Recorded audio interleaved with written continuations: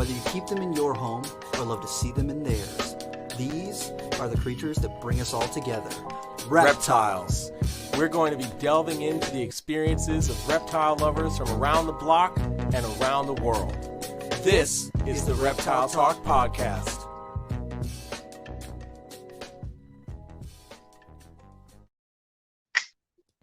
Boom! What is going on, everybody? This is Jeremy Turgeon from Brassman Reptiles. And I'm Rob, and I'm keeping it real. And we're kicking off 2022 with some previous audio issues that no longer happened. Woohoo! Hey! Thank God. Thanks to the wonderful IT work of our guest today. Just saying. He hooked us up. So thank you to everybody that's already here in the chat. We appreciate it.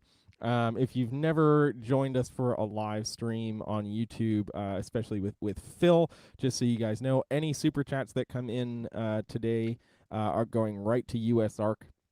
So feel free to hit us with a super chat, and we'll make that happen.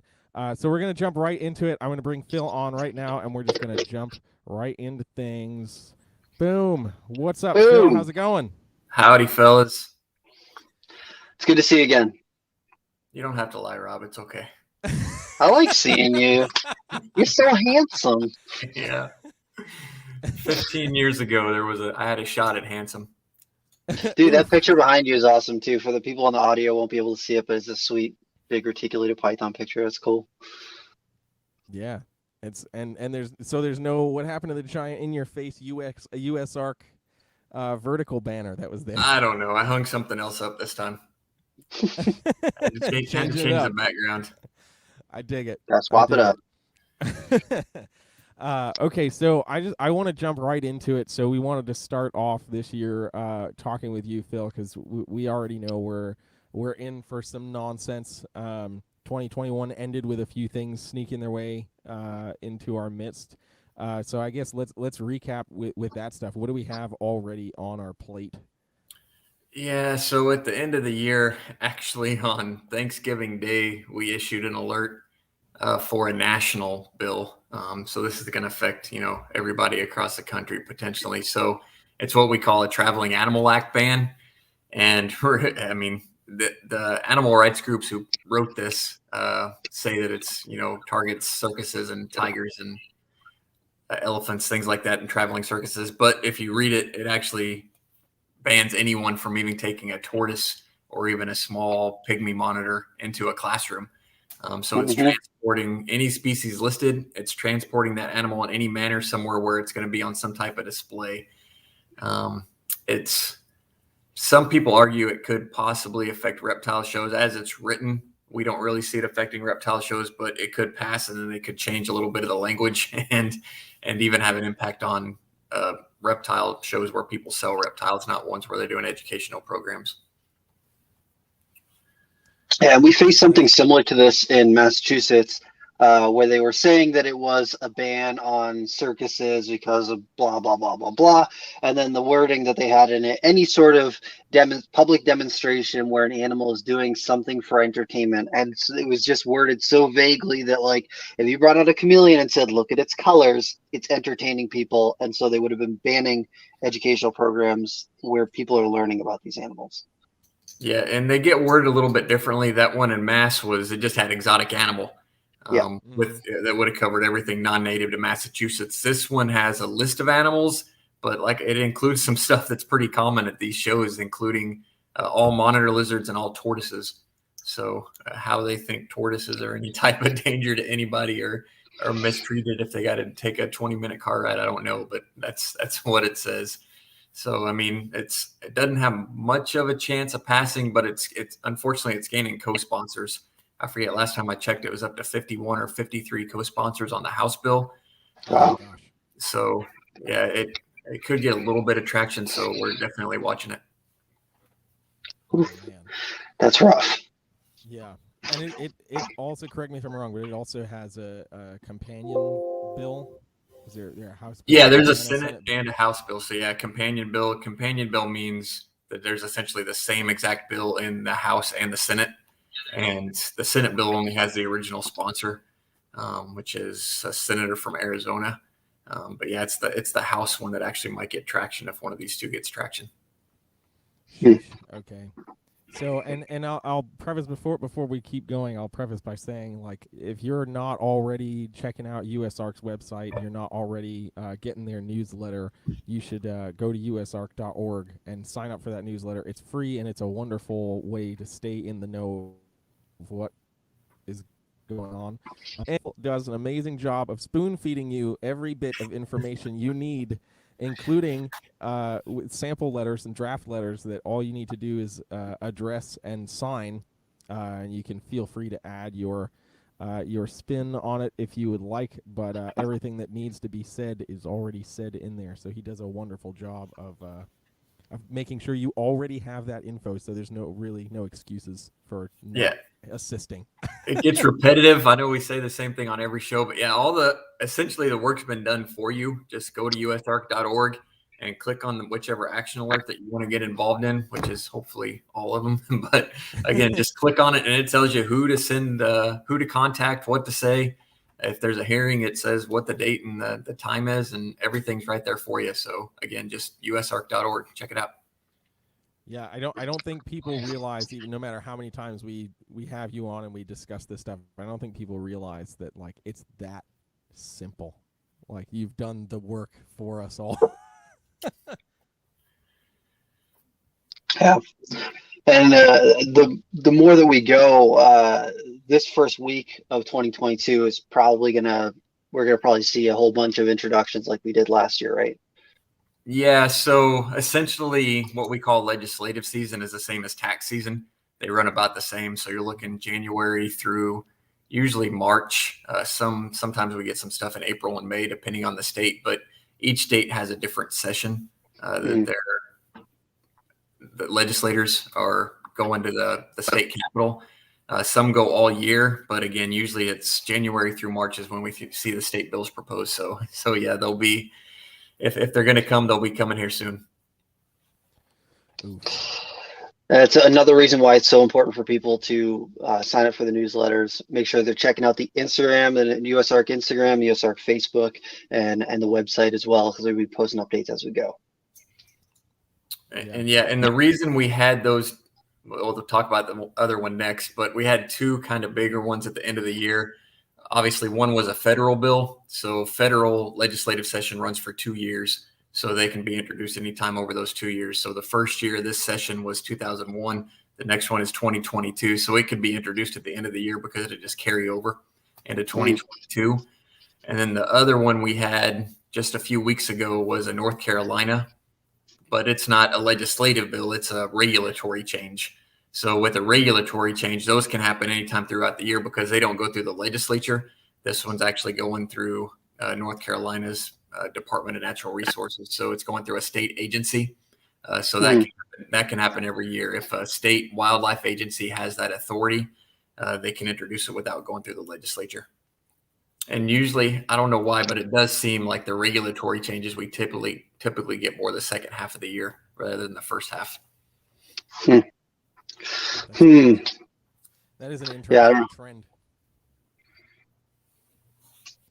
All right, so we've got North Carolina's on deck too. We've got quite a bit of nonsense in our midst, and of course, just in time for Rob and I to become new residents. But now we can speak as constituents when we go to the meetings. It's true. Yeah, it is true. Yeah, so North Carolina, I mean, they're doing some changes, which is common for wildlife agencies to do. It wouldn't be too bad of a deal if there wasn't the ban on Tegu. So North Carolina is looking to ban all Tegu, so it's not just going to be black and whites. So this is they call themselves the Wildlife Resources Commission in North Carolina. Usually it's a DNR, most people call it, but same thing. But yeah, Tegu ban's the big one. They will allow you to grandfather in, which means keep any Tegus that you have. But if there's anybody who's doing any real business breeding Tegus, they really need to get involved in this. I haven't heard from any, medium or larger Tegu breeders in North Carolina. So if there are any, please contact USARK at info@usark.org. But yeah, certainly you got to get involved if you're in the business of Tegus. Yeah, this Yeah, and one, it this could one's even definitely impact big for that sure. sort of stuff too. Say that again, Rob. Oh no, I was just saying that this is going to probably affect pet stores as well, and people who are, even just vending shows in North Carolina. A lot of people are interested in Tegus, and it feels like, not as many of those people are willing to show up and say something about it. Yeah, Unfortunately. it's definitely a sad trend, to see the lack of, I don't want to say a lack of attention, because I've spoken to people who are quite aware of what's going on, but it just seems like there's a lack of willingness to go find the information, which again, Phil has done this amazing job of putting it all in one place. Mm-hmm. Like, you just have to go to the website and you can find everything you need right there. Yeah, it's all there. And on this North Carolina stuff, I mean, you've got 4 opportunities to speak to the agency. So there's 3 in-person meetings. I know, that can be hard to get away and get to those, but we have all those dates right there. The first one's coming up on January 11th. And then there's a virtual one too. So possibly the only good thing that came out of COVID is a lot of these agencies and legislators are doing some more virtual stuff, which gives people an opportunity who possibly couldn't get away from work or drive. Sometimes it's 4 or 5 hours, especially if you're down in Florida, where the state capital is Tallahassee, and everyone else is on the other end of the state. But, we have been having a lot more of these virtual opportunities to speak. So really, you don't have a reason. I mean, you could say that you can't get to one of the 3 in-person meetings, but then you got a virtual one that you can go to and speak your mind there and give them your opposition. So no excuses on this one. Yep. Yeah, man. Absolutely. I wonder if we'll see as many people showing up. I'm really hoping that we do see people coming out for these ones. And then Jeremy, you've been in contact with people like Nick Lotini and Josh Ortiz, and they were very involved with this. We've been trying to organize something to get people in the Carolinas a little bit more involved as well, right? Yeah, 100%. So shameless plug. We just launched the Carolina Herpetological Society. That page is now active and available for people to go check out. And obviously, we wanted to be able to get keepers involved in every element of keeping reptiles, but that also includes being able to have a body of keepers in the Carolinas that are aware of what legislative / regulatory changes are happening in our 2 states, so people can head over there and check out what's going on and how they can be involved, learn the state laws and what's coming that may potentially change those. So yeah, we've got Nick Bettini, myself and Rob, Josh Ortiz, and a few other people involved in that. Because it needs to happen, because the herp societies that exist in the Carolinas right now are very native species based, and they don't necessarily care for the captive industry. So that was the intention of this creating this, was to give more of a focus to the captive side of reptiles. So, woohoo! Hey, that's not a shameless thing to plug. That's do. awesome. That's awesome. Kudos to you guys. So yeah, we're trying. We're trying, man. Yeah. Got to make some noise where there's no noise being made, man. For sure. Cool. Good to hear it. So, so obviously, the Tegu ban is definitely the biggest weight with what we're seeing in North Carolina. But then there's this native species importation stuff. So can we elaborate a little bit more on that and what that changes that might already be in place? Yeah, so the agent already requires importation permit, which it's important for people to understand what importation means too. A lot of people think importation is only if something's coming from Europe or China or Japan, being shipped internationally. And that's not the case when you're talking about these state laws. When a state talks about an importation permit, that just means importation into the state from anywhere. So that could be South Carolina, Montana, Texas. It could be any other state, and there's still an importation requirement. And the agency currently requires that for wild animals and wild birds. And then they're going to add to that native reptiles and amphibians. So for herps that are native to North Carolina, they're going to have this new importation permit requirement for those species. And we don't know exactly what they're planning to do with that. They're going to make it more accessible for some of the species that are common in trade, or what they're going to do. But I mean, the issue we see with this is who's going to think that you need a permit to bring an albino corn snake into North Carolina, or an albino eastern king snake or something like that. And the same for pet shops. I mean, pet shops really got to be aware of this, because those are, common pet shop species, and it could obviously cause some issues. So again, it's just, we hate to see something like that, where even if it's fairly easy for people to do, again, you don't want someone getting in trouble because they didn't know they needed something to import a snow corn snake, and they just wanted it as a pet, and then they're getting in all this big trouble from the state. So we'll have to see exactly where that one goes, but that is part of this new set of regs. Yeah, I wonder if places like Petco and PetSmart have heard about this, because a lot of their common things that they sell are stuff that would be considered, anoles, corn snakes, things like that, even some turtle species, and that impacts their bottom line. So I wonder if it's even worth reaching out to them, see if they know that this is going on. Yeah, they should be aware. And I mean, those stores, it's probably not going to be a huge deal for them if they have to comply with this. But again, they certainly need to be made aware of it. Yeah.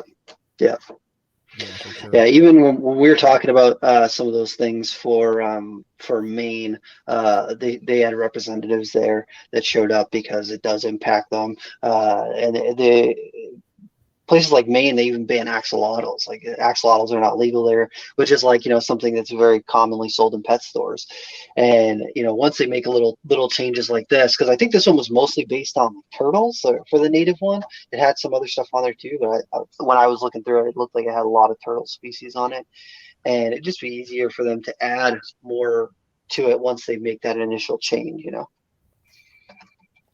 Yeah, there is. So in the North Carolina reg, there is some changes to the turtle regulation too, but they already have a fairly extensive turtle regulation. So certainly turtle keepers in North Carolina should be aware of that. So this is really just adding some of the native species that are already prohibited or have restricted regulation. Yeah. There's a lot. There's definitely a lot going on for North Carolina. And again, as Jeremy already said, just go to USARK. We got it broken down. We've got the main 5 points there, even page numbers on where to look to find this stuff. Because it was, I forget if it was 100 pages, but it was close. I mean, it's dozens of pages, this. So again, it's broken down. It tells you where each section is and which page numbers to go to. So, because there's a lot of other licensing fee changes and stuff like that are in there. It's not just this herp stuff. It's pretty broad regulation change affecting hunting and fishing and all that stuff too. But again, we have the page numbers and you can go right to it. See, look at that. Just another wonderful example of Phil spoon feeding you the information you need to know. Oh, man. Hey, it's still a lot. I think that, but yeah, we made it as easy as possible. No, and I think that's that really is important for people to know. Like, you've done, there is a lot, but you've done so much of the legwork already. I mean, just marking the pages is massive. I think the text is like well over 60 pages, and it's like, that's a lot to read through. So it's wonderful to be like, oh, hey, you only need to look at, pages 12 through 13 or whatever. You don't need to read, 7 chapters of regulation jargon that is just going to make you want to go grab a shot of whiskey and reconvene the next day. Hey, a couple shots may help before you dive into this. Just don't be sending out emails after a few shots. It's okay to read it. It's okay to read it a couple shots in, but yeah, hold off on the email until the next day after some coffee. There you go. Sober up and send the emails. Yeah. Oh my gosh. I just want to give a shout out to everybody that's in the chat. We appreciate it. Everybody who's watching, we definitely appreciate it. Please do us a favor and share this video. We always want to get as much information about what is happening out to people. Jen Davis is in watching, which is quite wonderful. She just dropped this comment. There's another issue that has come about in the last 48 hours. Another county here in North Carolina. It came up as a zoning ordinance. So perhaps I will end up speaking with Jen on my long drive later today to get more information about that. Yep, and Jen, there's certainly been some people in North Carolina doing work, and Jen Davis is probably leading the way on that. So kudos to her. She was involved with that spitting cobra incident, and she already had connections with a lot of the counties and stuff from the work she's been doing for years. So, yeah, Jen Davis is certainly a valuable resource there in North Carolina. Absolutely, for sure. So keeping going with what's going on, there's also ESA listing changes happening as well with turtles or tortoises. So what's going on with that? Yeah, this is one of those we don't. We suspect this is going to get worse way before it ever thinks about getting better. So ESA is going to be a big issue for people who don't know that already. We've been talking about it for years now through USARK, but ESA is a Federal Endangered Species Act, and the one specifically right now, and actually the comment deadline is coming up January 10th. So we've got the instructions on that, but it's on Egyptian tortoises, which is a species that's super cool. I mean, they stay small, about the size of our American box turtles, and just super good species to keep. You know, they're not the big monsters like sulcatas, and they're going to be listed under the Endangered Species Act. And when that happens, it doesn't matter if it's listed as threatened or endangered. It makes it illegal to sell even captive-born animals across state lines. Wow. And the only way it's possible is if you get what's called a captive bred wildlife permit from FWS, and both the seller and the buyer have to have that permit. And FWS hasn't been issuing those to private parties for years now, going on about 6 or 7 years. So the only people who can even get those CBW permits are AZA zoos. We've had veterinarians deny their CBW permits. The last private keeper who was able to get a renewal, which he's had a CBW for years, he actually had to have 2 members of his state legislature, a federal legislator, and he had an attorney fill out the form. And he finally got his renewal. But again, it's crazy. And 99% of private keepers are just denied. So you may have been breeding a species for 20 or 30 years or working with them, or someone else was breeding them for that long. If they get listed under ESA, then you're no longer allowed to sell those animals across state lines. Yeah, that just happened a couple of years ago, or was it 2 years ago, with the Poecilotheria species, the tarantulas. Yep. Was it 5 species of Poecilotheria? And it's like, it doesn't make any sense, because they're saying that it's to help protect these species, but they're saying, okay, you can't transport them across state lines where that's how people breed them, is they trade offspring to make sure they got good bloodlines, to make sure that they can keep the populations going in captive settings. It just doesn't make any sense. Yeah, their arguments are nuts. And, the biggest argument, kind of the global argument, is that us breeding these animals increases the global population. I don't know how you can argue that making more of an endangered species is not conservation. And that's exactly what FWS says when they deny these CBW permits. They say that what we do by breeding more of these animals is not conserving the species. And it's one of those things that makes your head spin. Yeah, it just doesn't make any sense. It doesn't make any sense at all. Yeah, you're just shooting yourself in the foot. Like, these conservation efforts that already do exist, you're just going to make it that much harder for them to continue.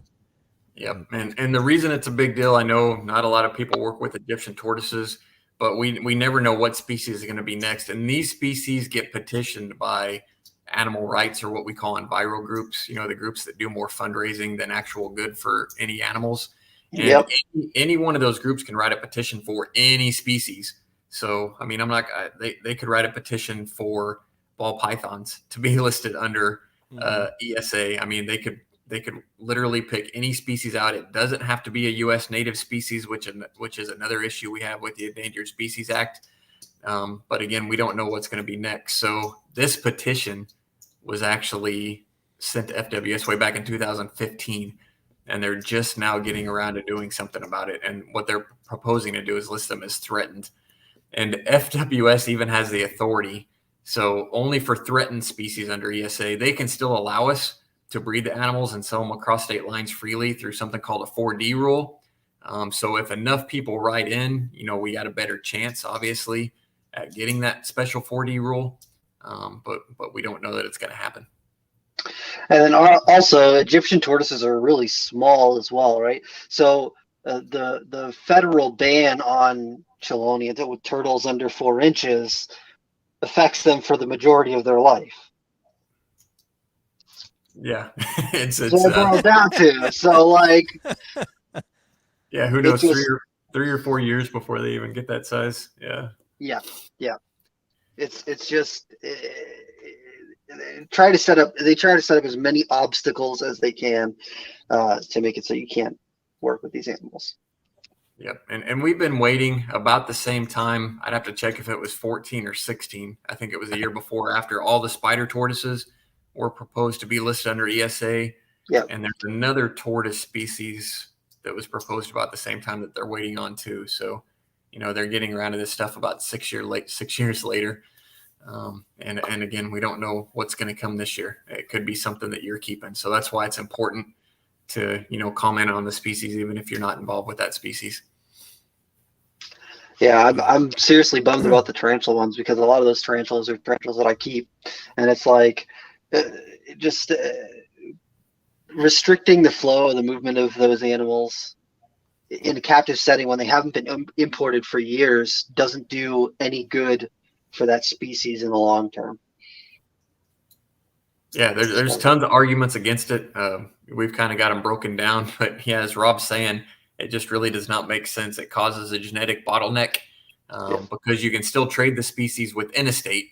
So if you're breeding Egyptian tortoises in Florida, you can sell those in Florida just fine. So intra-state, but you can't sell them across state lines. So what that creates is all the breeders in Florida can only exchange with each other and buy each other's animals. They can't get something that's not as closely related from the other side of the country, because it's illegal to buy that animal and import it from Washington State or wherever it may be. So yeah, just so many issues. And as we usually say, I mean, ESA just needs to be modernized, because, ESA in 1973, obviously over the course of 50 years, a lot of things have changed, and people were breeding these animals 50 years ago like they are now. And ESA just never modernized. So yeah, FW just needs to do some work on that. Yeah, I mean, that's an overall issue that we've seen with the government too, is that so many things have changed in the last 20, 30, 40, 50 years, but the way that a lot of these regulations are written initially does not account for all the changes that we've made. It's like in Massachusetts. Massachusetts is one of the few exceptions I can think of where they changed the laws to be better because of the advances that were made when they made green tree pythons and emerald tree boas and chameleons legal. Because when I was growing up, chameleons and green tree pythons and emerald tree boas are all illegal, and I had to get permits for them, which was a pain in the butt to do. But after eventually going through all the shenanigans and whatnot, they finally made them legal. But it took up until 6 years ago, 7 years ago, something like that. It's ridiculous. Yeah, something like that. Yeah. Yeah, it's nice that they realize that some things could change and be okay, whereas some states aren't coming to that conclusion. Florida. Yeah. Yeah, for real. it's definitely true. And I think on that point, Rob, one of the things that definitely helped with that was the New England Herpetological Society having such a solid relationship with Mass Fish and Wildlife to be able to revisit some of those regulations. And I think the power of an organization like that, to have that kind of relationship really does go a long way. And that's definitely a hopeful goal that I have for the Carolina Herp Society as well, is to be able to get that kind of relationship happening. So when these things do pop up, it doesn't take a whole lot to knock on somebody's door and say, hey, we need to talk about this, because that would make a world of difference, being able to sit in the room with somebody that's sponsoring a regulation change or something like that. Yeah, that's awesome. And NEHS, the New England Herp Society, that's even mentioned a lot of times in the alerts that I get. So a lot of times it's just that a regulation is renewing or whatever. It's nothing that we have to put out an alert for, but it will mention the list that the New England Herp Society supplied to state agencies to make animals that were legal or not. So yeah, certainly a herp society, again, as long as you're networking and lobbying and doing all that stuff that isn't much fun, unfortunately, but making those relationships in the state wildlife agencies, any group, it doesn't matter what you're called, can have an effect, positive effect like that. So again, good luck to Carolina Herp Society. Definitely appreciate that. So what going into 2022, I mean, we touched on it, the beginning of the year, right around tax time, is when we would usually start to see new proposals start to come through. Have you heard or gotten wind of anything that we might be seeing from any particular state or federally that we might want to be aware of? Yeah, I mean, obviously we're seeing with the uptick in a lot of places on COVID cases. COVID is obviously still going to be the hot topic. The only thing we see, and it happened last year already, and the year before, is trying to sneak something in that will affect us that's under the guise of a COVID relief bill or some type of related bill, like they tried to repeal our federal lawsuit victory and one of the first COVID relief bills that would have made it illegal to ship injurious species across state lines again. So federally certain we may see something like that, fall under some 600-page omnibus bill or something. But other than that, these traveling animal acts are that's what's really been hot the last 5 or 6 years. The animal rights groups are just pushing those all over the place. And we really got to watch those. Those haven't passed that have affected herp keepers yet, but they keep coming at us. So all of them that have included reptiles and amphibians have been stopped. So there are some of those traveling animal act bills that have passed, especially at the city level, at the local levels, but they've really been targeted really at circus species, tigers, lions, bears, elephants. There haven't been any that really impacted the educational programs that we do. So as long as we keep fighting those off, sooner or later, they'll probably just stop including the reptiles in there because they know it's harder for them to get those passed. Absolutely. Yeah. I'm not shocked to hear that that's the kind of stuff that we'll be seeing, just because it's already been such a popular thing that's been brought up numerous times over the last few years, especially. Yeah, and especially. Go ahead. No, I was just going to quickly. It's the same group doing it. I mean, the federal bill, the Federal Animal Act ban, is identical to state bills that came up in Oregon and North Carolina. Last year now in 2021. I mean, the wording is all identical. So obviously it's the same group who wrote it. So sorry, Rob. Yeah.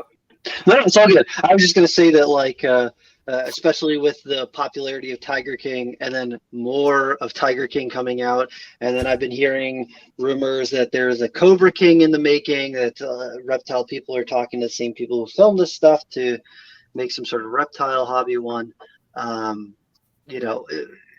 It just does not bode well for, our hobby in general. Yeah, I don't know when it's going to hit, but yeah, there's some type of reptile Tiger King spinoff coming. They were actually filming down at Daytona. So, if it airs or when, we don't know yet, but yeah, there's something in the works. Yeah.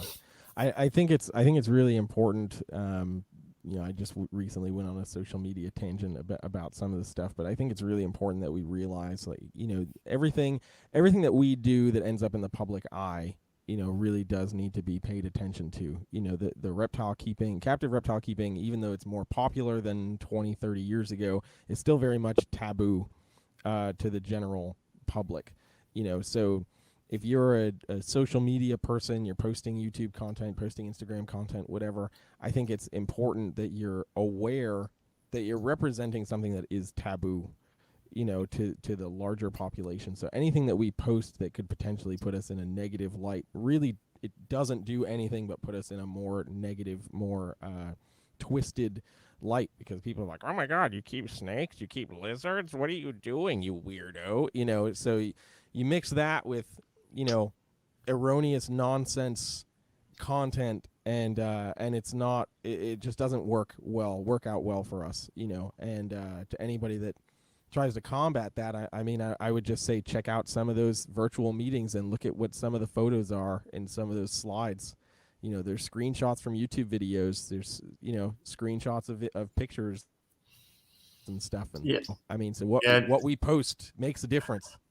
It's hard not to. I know, obviously when you get a social media following, it's when you sensationalize it, it usually adds to your following. But, Jeremy just said it. I've been in numerous state and local meetings where, again, they will show a screenshot of, a popular reptile YouTuber and say, this is what these guys do. This is what these guys are all about. And of course, it's going to be some screenshot that makes us look absolutely horrible.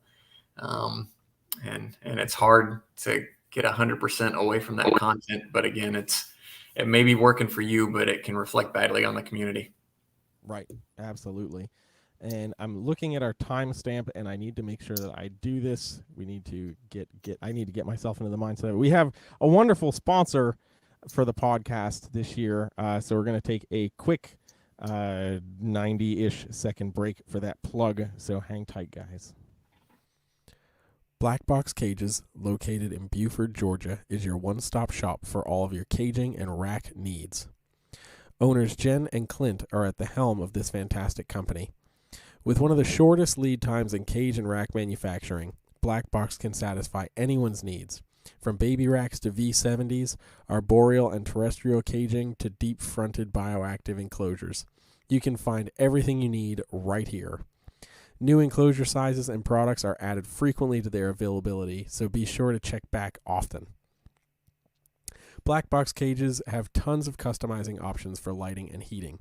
Along with that, cages and racks can be stacked with metal stacking dowels, and all cage joints are dadoed for improved durability and stability. Most cage units are flat packed, but are pre-assembled prior to shipping to ensure a solid build every time.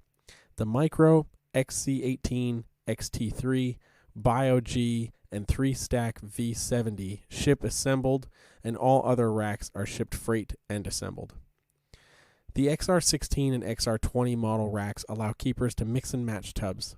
Fitting both Vision and Freedom Breeder tubs, you can mix the V15, V18, and V35S tubs, or the FB5, FB8, and FB35CV SC tubs. This kind of flexibility allows keepers to raise their animals from hatchling to juvenile or subadult size before needing to upgrade into adult caging. Don't just take our word for it. Go to their website to see countless customer reviews and review videos from keepers all over. To learn more about Black Box Cages, follow them on Facebook and Instagram at Black Box Cages, and of course their website, www.blackboxcages.com. Links to their socials and website will be available in the podcast description. Bam! Look at that. Woohoo! Shout out to Black Box Cages for sponsoring the podcast for all of 2022. I'm super excited to be working with them. Absolutely great cages, great people. So thank you. Boom, a sponsor. You're fancy. We're fancy. Going. For me and Robert going places. We're trying, man. We're trying. I mean, we did just go to North Carolina, but no. True. Oh man, no, but we're definitely very excited about it.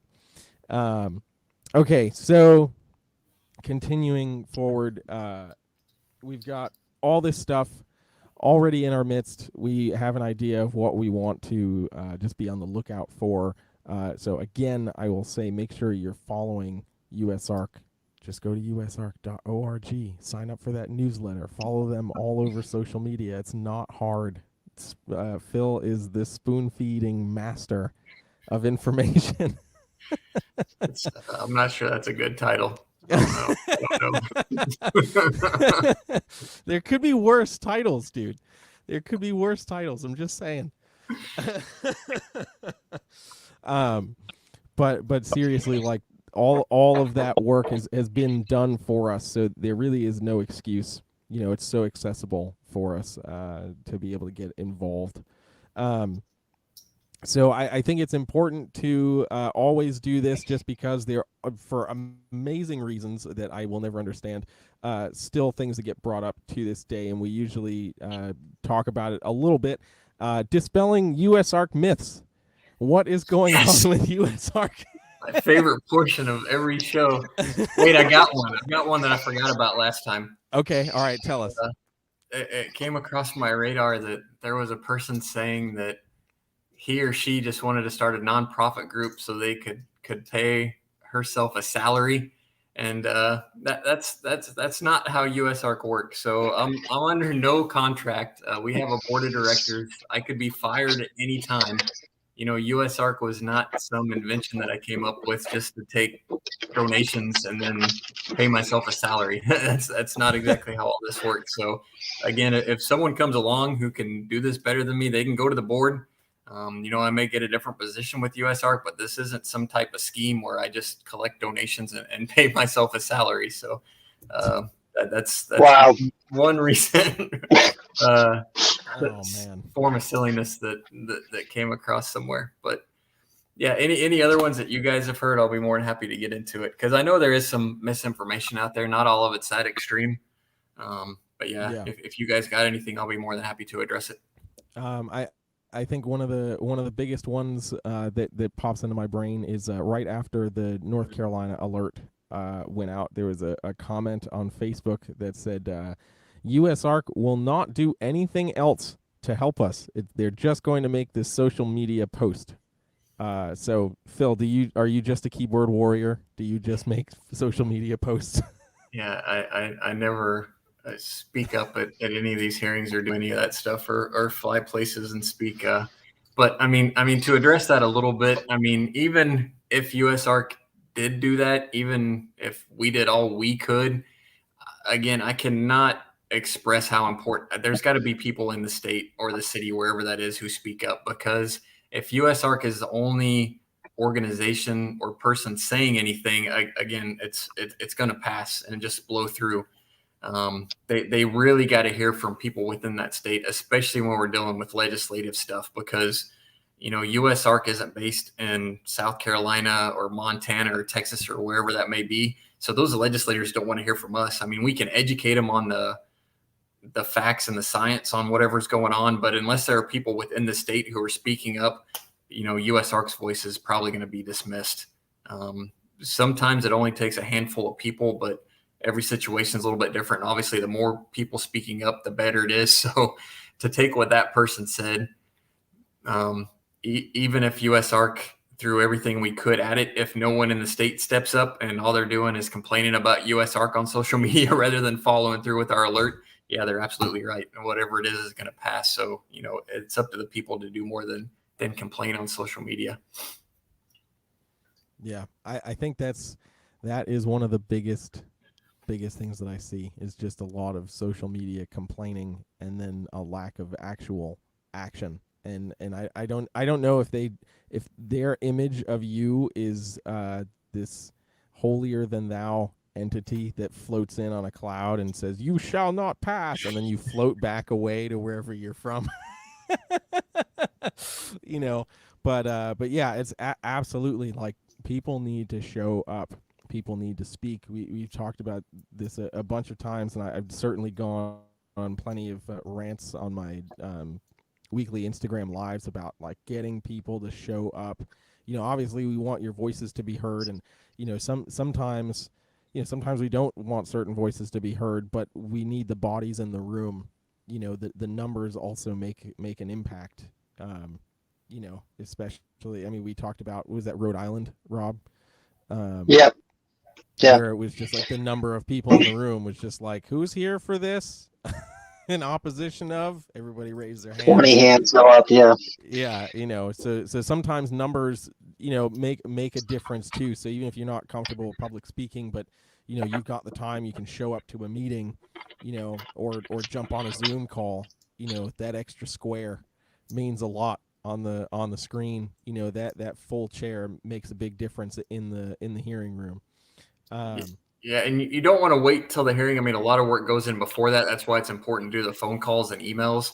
And, Rob saw it. And Jeremy, I can't remember if you were there or not, but when that Traveling Animal Act ban got stopped in Massachusetts, there were so many people showed up, they couldn't fit in the room. I mean, I remember that. Seriously, it was like 3 times the amount of people that could fit in that room. Everybody was out in the hallway, and we had to file in when it was our turn to speak, and that thing got shot down right there. But, I mean, there was some work that went into it too. Even one of the co-sponsors said, I didn't know what I was signing on as a co-sponsor as, and she actually pulled her co-sponsorship during that hearing. But again, when you get that many people showing up and, everybody spoke well, they weren't up there cussing at the legislators and doing all this stuff. But, that definitely has an impact. And something else to think about is USARK, this would be our best. Well, 2021 was our best year fundraising, but usually we're between $400,000 and $500,000, which sounds like a lot of money. If someone's making that as a salary, that's a lot of money. But when you're an organization, and all that money's going, through, we say 50 states, but frankly, it's not 50 states. We don't do work in Hawaii and, Puerto Rico, but, it is distributed across, the whole country. That money does not go very far. You got groups like HSUS who are, pushing $200 million, and even they only win a small percentage of the stuff they go into. So just because they propose a bill, I mean, most bills don't pass, but they just keep going at it. They'll bring it back year after year, and that's how they have success. But even when you're a group with $200 million, it doesn't mean you can just swoop in and say, hey, make this happen, and it happens. So realize that a group with $200 million has problems getting done what they want to get done, and compare that to a group with $400,000 and realize, for us to come in and be as successful as we have, I mean, it really, I'm not bragging about myself, I'm bragging about USARK, but it really is impressive because USARK is a heck of a lot more than just me. So kudos to everybody who's been involved. Absolutely.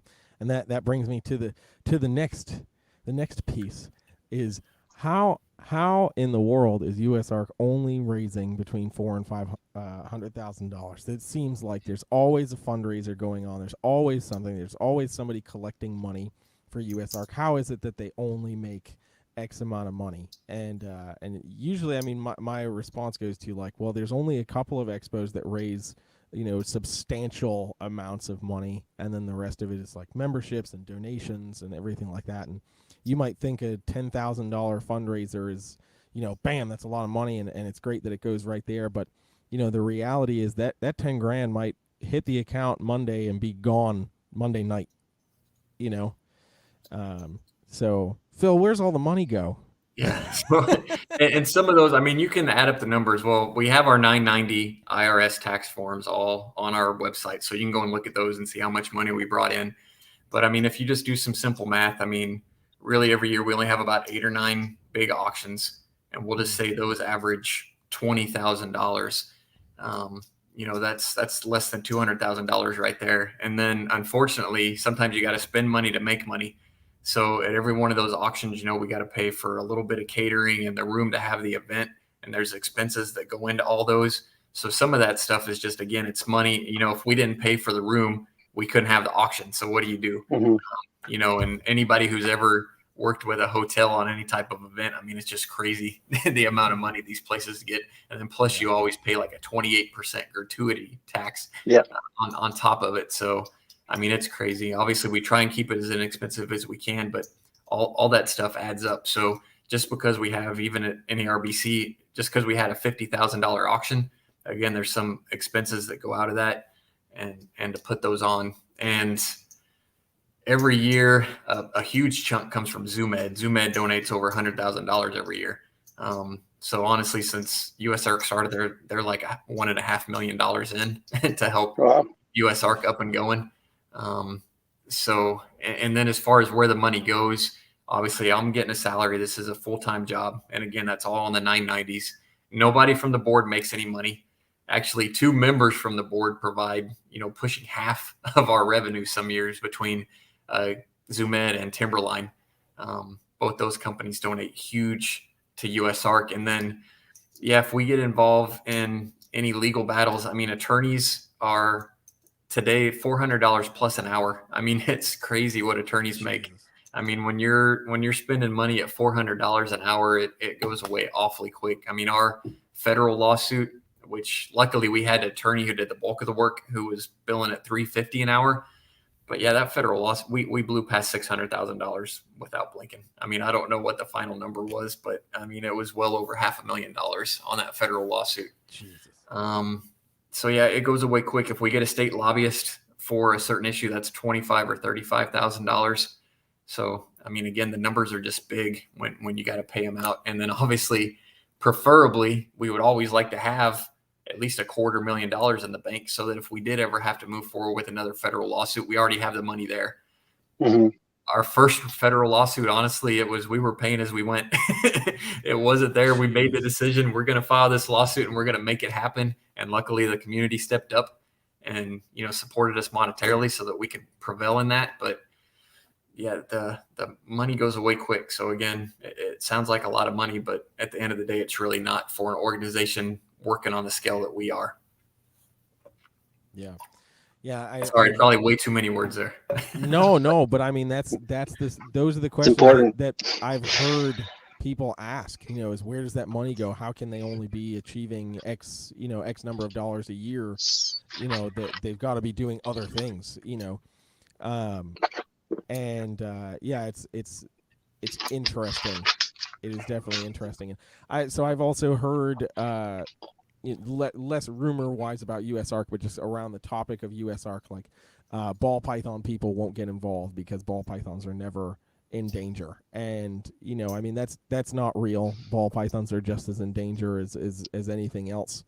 And I mean we need the bigger ball python breeders who are out there buying Corvettes and doing all this other wonderful stuff to to step up, and in many cases they do, but to know that people already have this stigma of like certain parts of the industry are less willing to be involved because they feel like they're untouchable. I think that's not real. So I don't know how this is going to go over. One of those times I should probably keep my mouth shut, but go Phil, go.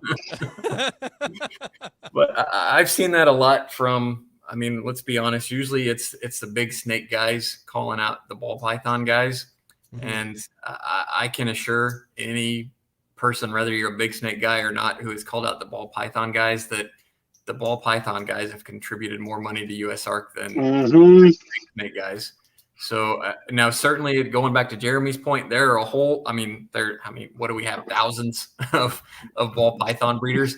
There are certainly plenty who aren't doing much or just really started contributing in the last year or two. But yeah, overall, even with that federal lawsuit, the ball python guys were stepping up just as big or bigger than the big snake guys. So to say that is kind of nonsense. But again, it's two ways. So one, the ones who have supported us always step up big from the ball python world. But yes, certainly there are others who could be doing a little bit more, or at least starting to even donate a little. So, but yeah, plenty of ball python guys are huge supporters, especially down in Texas at the Texas NARB show.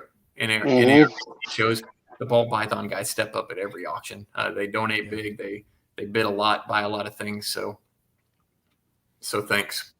Yeah, absolutely. Yeah, I think it's always interesting watching the fingers get pointed and not allowing that person to reflect on their part of the industry. Yeah, and one guy, I'll mention him just because he always donates. Honestly, sometimes it's $4,000 or $5,000 worth of ball pythons at an auction. But Bailey and Bailey Reptiles, Tim, actually felt bad. So back when USARK, when I became president, we used to try and send out after each auction who donated. And somehow Bailey and Bailey got left off like 2 or 3 of those in a row. And he's like, man, I donated $4,000 worth of ball pythons and you don't even put my name in the newsletter.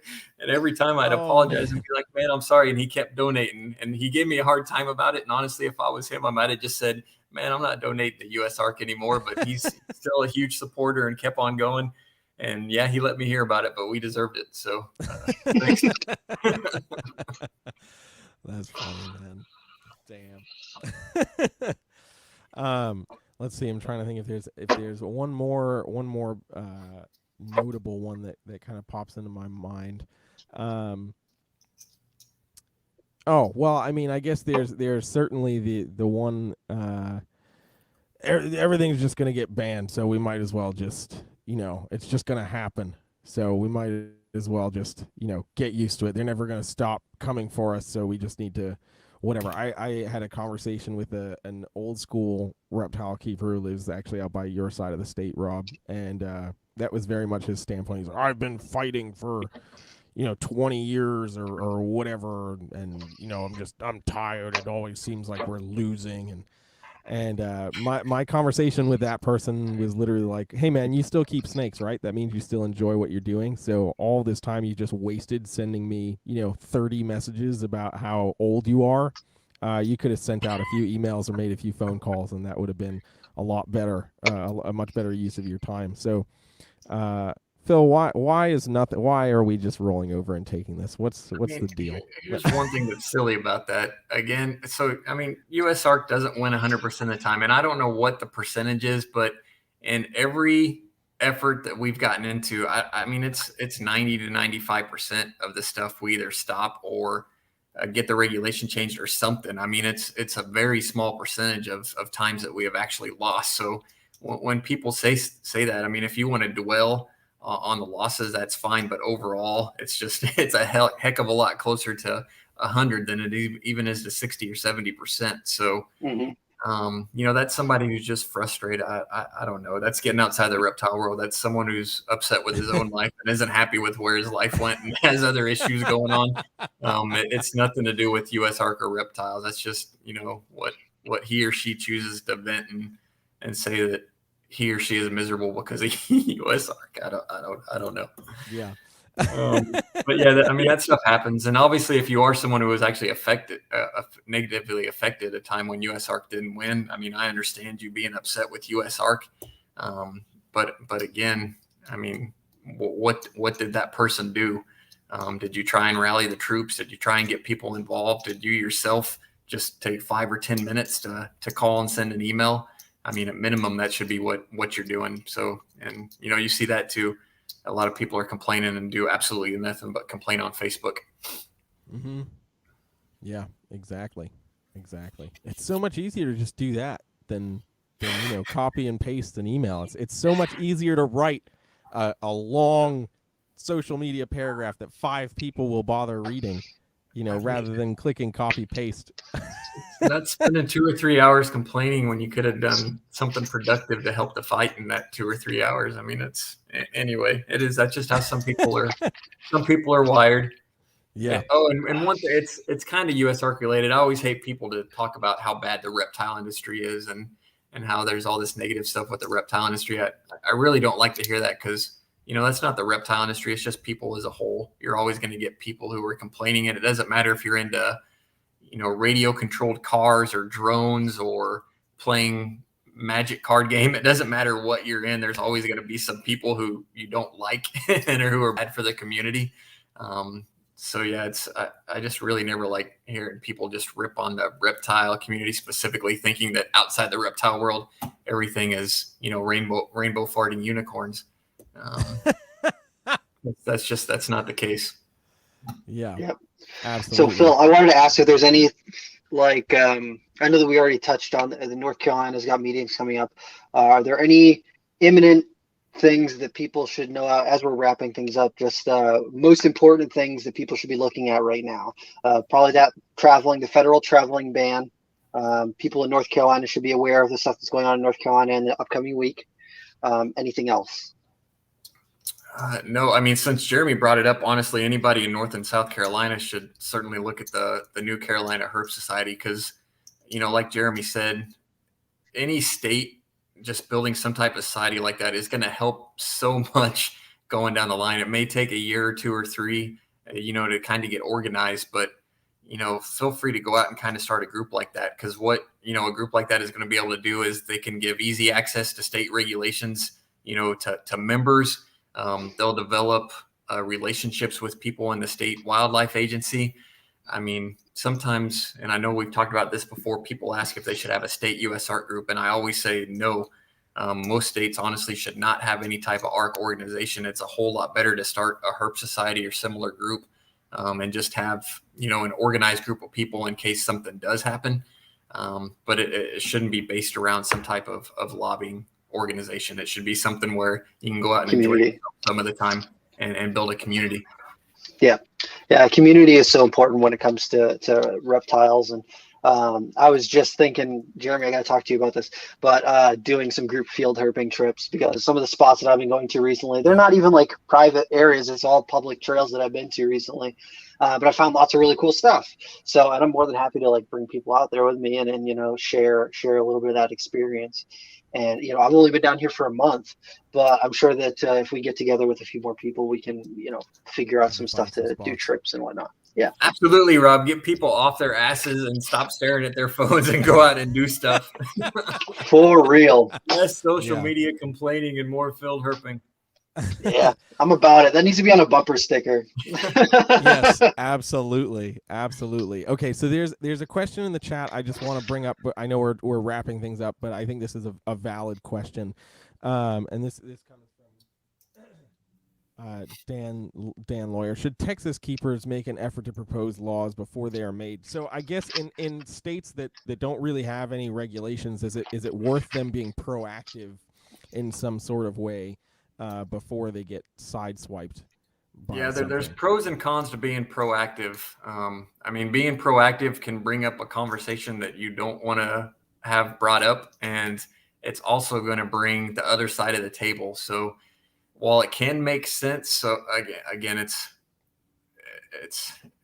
pretty long-winded to get into all this. I'll try and be brief, but being proactive isn't always good. And I would say a state like Texas is maybe one of those states, because Texas is not an over-regulatory type of state. You know, it's the true last land of the free and home of the brave kind of place, whereas certain other parts of the country aren't that way. So there are certainly other states where maybe you want to look at something like that. But I mean, Texas already has a large snake and venomous regulation, a permit that you have to have. So depending on what this person is thinking about specifically on being proactive on, because he or she may be talking about some field herping change and not necessarily keeping reptiles change. So it's too much to get into. So yeah, the short story is proactive can be good, but you really still got to be organized to be proactive, because animal rights groups are going to come to it. And to even get a bill sponsored and introduced, I mean, it's tough work. I mean, you got to have some type of political connections. The legislator has to see what the public interest is in doing that bill. So it takes a lot of work to be proactive. But yeah, depending on the situation, it would be good for some states or even cities to look at that kind of stuff. Yeah, and you got to think about what the public interest is. What does the public know about reptiles?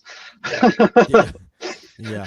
I saw the movie Anaconda once, and then that's a wrap. Yeah.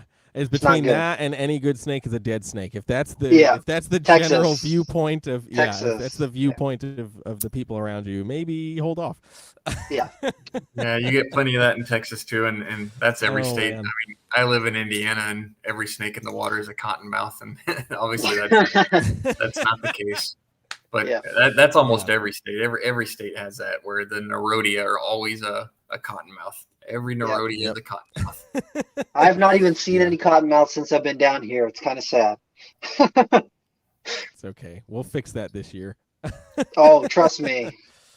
As soon as it's a viability, it's happening.